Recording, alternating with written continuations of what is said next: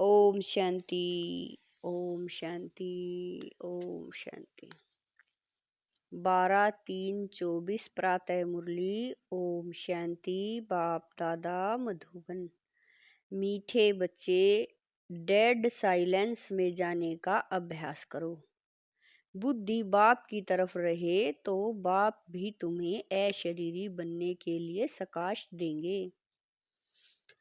प्रश्न है, तुम बच्चों को जब ज्ञान का तीसरा नेत्र मिलता है तो कौन सा साक्षात्कार हो जाता है?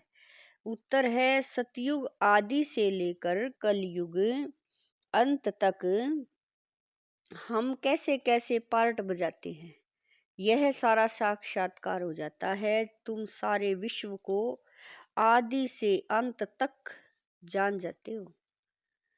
जानने को ही साक्षात्कार कहा जाता है। अभी तुम समझते हो कि हम दैवी गुणों वाले देवता हैं, आसुरी गुण वाले बने, अब फिर दैवी गुणों वाले देवता बन रहे हैं। अभी हम नई दुनिया, नए घर में जाएंगे। ओम शांति। बच्चे बैठे हैं याद की यात्रा में। बेहद का बाप तो यात्रा में नहीं बैठे हैं, वह तो बच्चों को सकाश की मदद दे रहे हैं, अर्थात इस शरीर को भुला रहे हैं। बाप की मदद मिलती है कि बच्चों को शरीर भूल जाए। सकाश देती हैं आत्माओं को, क्योंकि बाप देखते ही आत्माओं की तरफ है। तुम हर एक की बुद्धि बाप की तरफ जाती है, बाप की बुद्धि व दृष्टि फिर बच्चों तरफ जाती है। फर्क है ना। डेड साइलेंस यह अभ्यास करते हो। डेड साइलेंस का शरीर को छोड़ अलग होना चाहते हो। आत्मा समझती है कि जितना याद करते रहेंगे उतना इस शरीर से निकल जाएंगे। जैसे सर्प का मिसाल देते हैं, जो मिसाल देते हैं उसमें जरूर कुछ खूबी होती है। तुम जानते हो हम शरीर छोड़कर वापस चले जाएंगे और फिर आएंगे। यह बातें और कोई नहीं जानते। यह ड्रामा को कोई भी जानते नहीं है। कोई भी ऐसी गारंटी नहीं देते कि इस याद से तुम्हारे विक्रम विनाश होंगे। ऐसी बात कोई भी सुनाते नहीं है। तुम बच्चे जानते हो हमारी अब वापसी जर्नी है। आत्मा का बुद्धि योग उस तरफ है। अब नाटक पूरा हुआ, अब घर जाना है। बाप को ही याद करना है, वही पतित पावन है। गंगा के पानी को तो लिबरेटर और गाइड नहीं कहेंगे, एक बाप ही लिबरेटर और गाइड हो सकता है। यह भी बड़ी समझने और समझाने की बातें हैं। वह तो है ही भक्ति, उनसे कोई कल्याण नहीं हो सकता।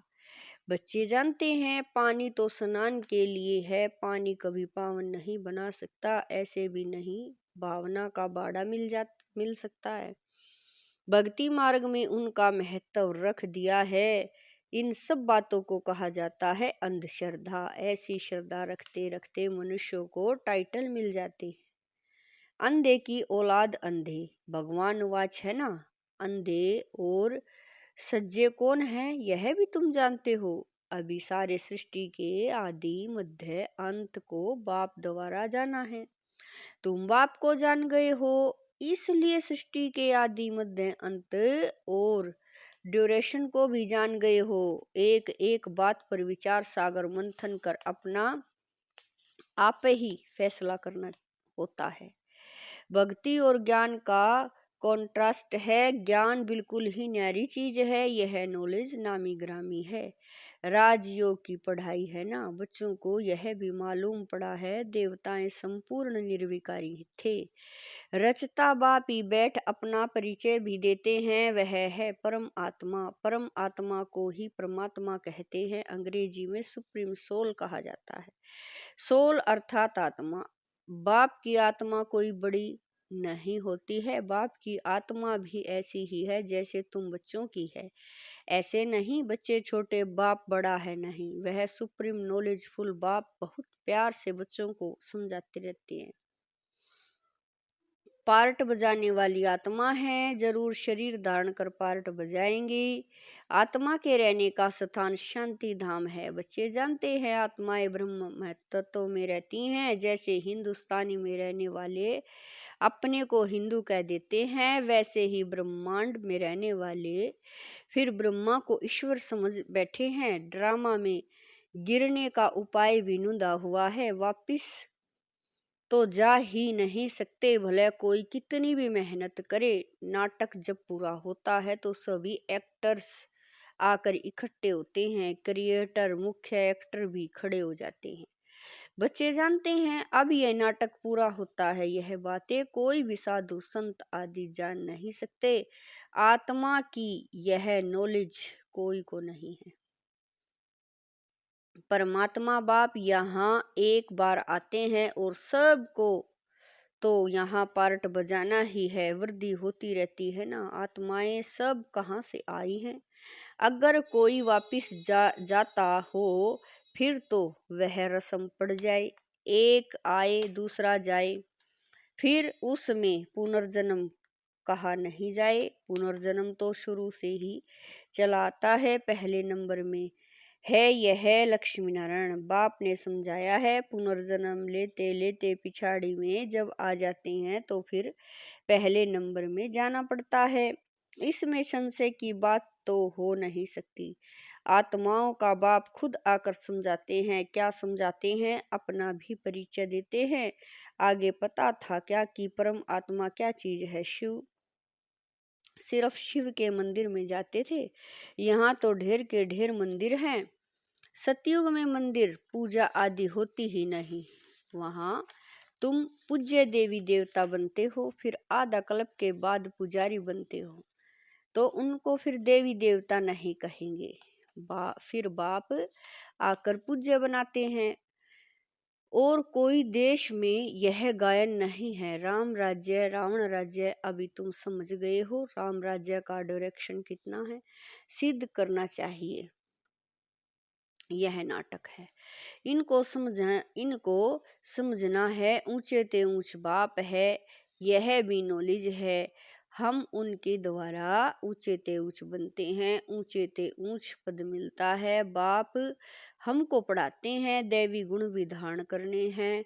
बच्चे वर्णन करते हैं, आप ऐसे हैं, हम ऐसे हैं। इस समय तुम जानते हो हमको इन जैसा संपूर्ण निर्विकारी बनना है। बाप को याद करने के सिवाय और कोई उपाय नहीं है। अगर कोई जानता हो तो बताए। ऐसे थोड़े ही कहेंगे कि ब्रह्म व तत्व निर्विकारी है। नहीं, आत्मा ही निर्विकारी बनती है। ब्रह्म व तत्व को आत्मा नहीं कहा जाता, वह तो रहने का स्थान है। बच्चों को समझाया जाता है आत्मा में ही बुद्धि है।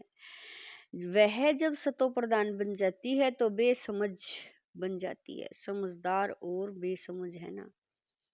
तुम्हारी बुद्धि कितनी स्वच्छ बनती और फिर मल्लेच हो जाती है। तुम प्योरिटी और इम्प्योरिटी के कॉन्ट्रास्ट का मालूम पड़ा है। इम्प्योर आत्मा वापिस जा नहीं सकती। अब अपवित्र से पवित्र कैसे बने, उसके लिए रड़ी मारते रहते हैं। यह भी ड्रामा में नूंद है। अभी तुम जानते हो यह है संगम युग। बाप एक ही बार आते हैं ले जाने। सब तो नई दुनिया में नहीं जाते हैं।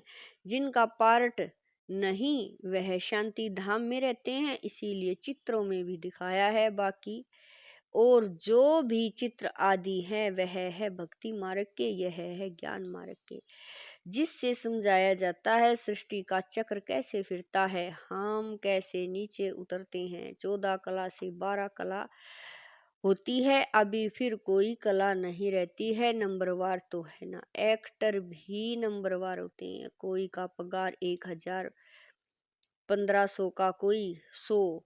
कितना फर्क हो गया।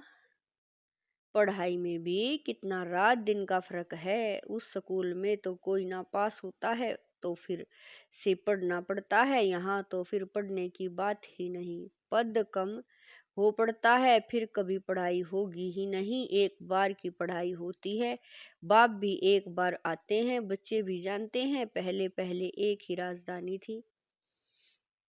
यह तुम किसी को भी समझाएंगे तो मानेंगे। क्रिश्चियन लोग साइंस में भी बहुत तीखे हैं, और सब उन्हों से भी तीखे हैं। उन्हों की न तो इतनी पारस बुद्धि है, न पत्थर बुद्धि होती है। इस समय उन्हों की बुद्धि कमाल कर रही है। साइंस का प्रचार सारा इन क्रिश्चियन से निकला है, वो भी सुख के लिए ही है। तुम जानते हो इस पुरानी दुनिया का विनाश तो होना ही है, फिर तुम शांति धाम सुख धाम में चले जाएंगे। नहीं तो इतनी सब आत्मा मनुष्य आत्माएं वापिस घर कैसे जाएं? साइंस से विनाश हो जाएगा, सब आत्माएं शरीर छोड़कर घर चली जाएंगी। इस विनाश में मुक्ति अंदर मर्ज है। आधा कल्प मुक्ति के लिए ही मेहनत करते आए हैं ना। तो साइंस और कैलमिटीज जिसको कुदरती आपदाएं कहते हैं, यह भी होनी चाहिए। समझना चाहिए यह लड़ाई निमित्त बनी है, यह लड़ाई निमित्त बनती है मुक्ति धाम में ले जाने के लिए। इतने सबको मुक्ति धाम में जाना है। तुमने भले कितनी भी मेहनत की, गुरु किए, हठ योग सीखे, कोई भी मुक्ति धाम जा न सके। इतने साइंस के गोले आदि तैयार हुए हैं। समझना चाहिए विनाश जरूर होगा। नई दुनिया में तो जरूर बहुत थोड़े होंगे, बाकी सब मुक्ति धाम में चले जाएंगे। जीवन मुक्ति में तो कोई पढ़ाई की ताकत से आते हैं। तुम अडोल अटल अखंड राज्य करते हो। यहाँ तो देखो सब खंडों के टुकड़े टुकड़े हैं। बाबा तुमको अटल अखंड सारे विश्व की राजधानी का मालिक बनाते हैं। बेहद के बाप का वर्षा है, बेहद की बादशाही। यह वर्षा कब और किसने दिया, यह किसी की भी बुद्धि में नहीं आता है, सिर्फ तुम ही जानते हो। ज्ञान का तीसरा नेत्र आत्मा को मिला है। आत्मा ज्ञान स्वरूप बनती है, सो भी ज्ञान सागर बाप से ही बनना पड़े। बाप ही आकर रचता और रचना के आदि मध्य अंत का नॉलेज दे रहे हैं।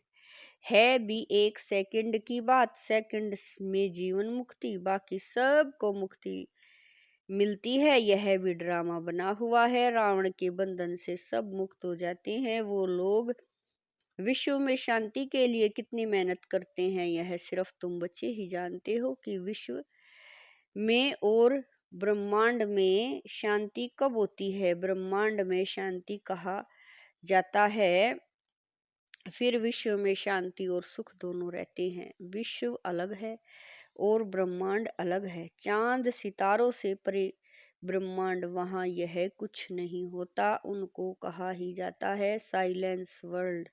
शरीर छोड़कर साइलेंस में चले जाएंगे। तुम बच्चों को वह भी याद है।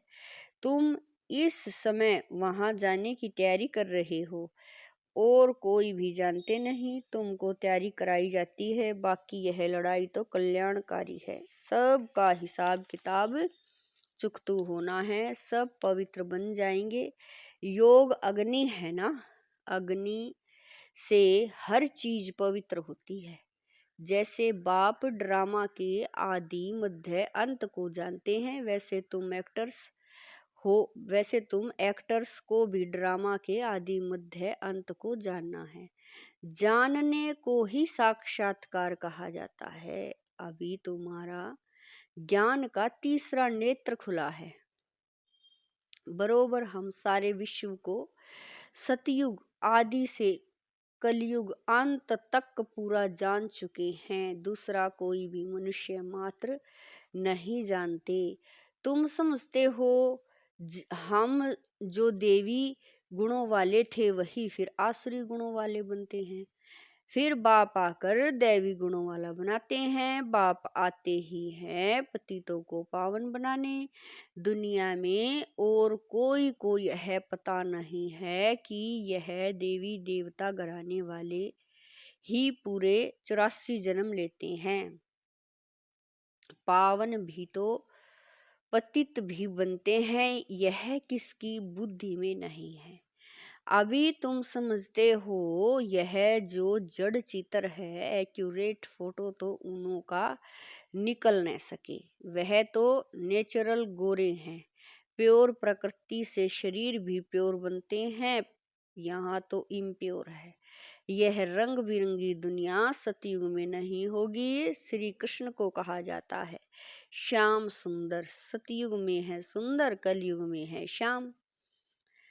सतयुग से कलयुग में कैसे आते हैं तुमको नंबर 1 से लेकर मालूम पड़ता है। श्री कृष्ण तो गर्भ से निकला और नाम मिला, नाम तो जरूर चाहिए ना। तो तुम कहेंगे श्री कृष्ण की आत्मा सुंदर थी फिर श्याम बनी, इसीलिए श्याम और सुंदर कहा जाता है। उनकी जन्म पत्री मिल गई तो सारे चक्र की मिल गई। कितना रहस्य भरा हुआ है, जिसको तुम ही समझते हो और कोई नहीं जानते। तुमको अब नई दुनिया नए घर में जाना है। जो अच्छी रीति पढ़ाई पढ़ते हैं वही नई दुनिया में जाएंगे। बाबा है बेहद की सारी दुनिया का मालिक, सभी आत्माओं का बाप, बाप को मालिक कहा जाता है। यह पढ़ाई है, इसमें कोई संशय व प्रश्न नहीं उठ सकता। इसमें शास्त्रवाद करने की दरकरार नहीं। एक टीचर सबसे ऊंचा, वह बैठ पढ़ाते हैं, वही सत्य है। सत्य नारायण की सच्ची कथा शिक्षा के रूप में सुनाते हैं। अच्छा मीठे मीठे शकील दे बच्चों प्रति माता पिता बाप दादा का याद प्यार और गुड मॉर्निंग। रूहानी बाप की रूहानी बच्चों को नमस्ते। हम रूहानी बच्चों की रूहानी माता पिता बाप दादा को दिलवा जान शिकवा प्रेम से याद प्यार गुड मॉर्निंग नमस्ते। ओम शांति मेरे बाबा, लाख लाख शुक्रिया मेरे बाबा। धारणा के लिए मुख्य सार है नंबर 1, अपने सब हिसाब किताब चुकतू कर साइलेंस वर्ल्ड में जाने की तैयारी करनी है। याद के बल से आत्मा को संपूर्ण पावन बनाना है। नंबर 2, ज्ञान सागर के ज्ञान को स्वरूप में लाना है। विचार सागर मंथन कर अपना फैसला आपे ही करना है। जीवन मुक्ति में श्रेष्ठ पद प्राप्त करने के लिए दैवी गुण धारण करने हैं। वरदान है बाप के साथ रहते रहते उनके समान बनने वाले सर्व आकर्षणों के प्रभाव से मुक्त भवै। वरदान है बाप के साथ रहते रहते उनके समान बनने वाले सर्व आकर्षणों के प्रभाव से मुक्त भवै। जहाँ बाप की याद है अर्थात बाप का साथ है, वहाँ बॉडी कॉन्सेंस की उत्पत्ति हो नहीं सकती। बाप के साथ व पास रहने वाली दुनिया के विकारी वाइब्रेशन अथवा आकर्षण के प्रभाव से दूर हो जाते हैं। ऐसे साथ रहने वाले साथ रहते रहते बाप समान बन जाते हैं। जैसे बाप ऊंचे ते ऊंचा है, ऐसे बच्चों की स्थिति भी ऊंची बन जाती है। नीचे की कोई भी बातें उन पर अपना प्रभाव डाल नहीं सकती। स्लोगन है मन और बुद्धि कंट्रोल में हो तो अशरीरी बनना सहज हो जाएगा। स्लोगन है मन और बुद्धि कंट्रोल में हो तो अशरीरी बनना सहज हो जाएगा। ओम शांति।